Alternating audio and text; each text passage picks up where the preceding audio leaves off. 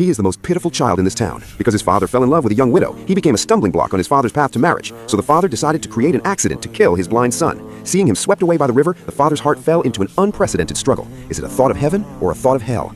Not long ago, summer vacation arrived. Little Moo, who lived in a school for the blind, finally looked forward to the holiday. The children around him were picked up by their parents one by one. The campus gradually quieted down. Until the last child left, only he was left alone. He waited from morning until afternoon. Even the little birds returned to their nests. The father appeared slowly. But the father did not come over to pick him up. He just stood far away, his eyes full of helplessness and even a bit of disgust. Then he went directly to the principal's office. He actually discussed with the principal whether Little Moo could stay at the school forever. He said he didn't want to take the child back. The principal thought it was ridiculous. The school is not a shelter, so of course he didn't agree. With no other choice, the father had to come back to pick up Little Moo with a sullen face. He reluctantly called his son's name, but that voice immediately dissipated the tension and anxiety Little Moo had accumulated all day.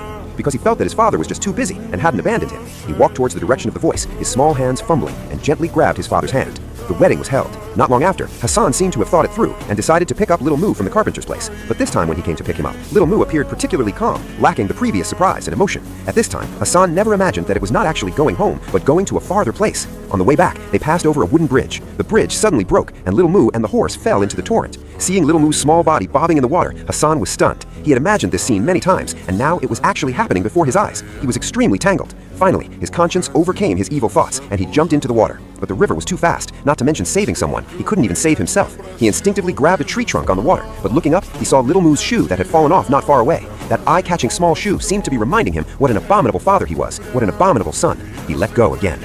He saw Little Moo lying by the river mouth in the distance and rushed over to pick him up. Unfortunately, what he picked up was just a cold body. Seagulls flew over in flocks, their cries sounding like they were singing a love song for Little Moo, and also like they were loudly condemning this pitiful man, swallowed by desire. Until his death, Little Moo had never seen the colors of the world. In fact, he didn't want much, just a simple word of praise, a let's go home. But the fatherly love he waited for, just like the colors he looked forward to, was something he never experienced.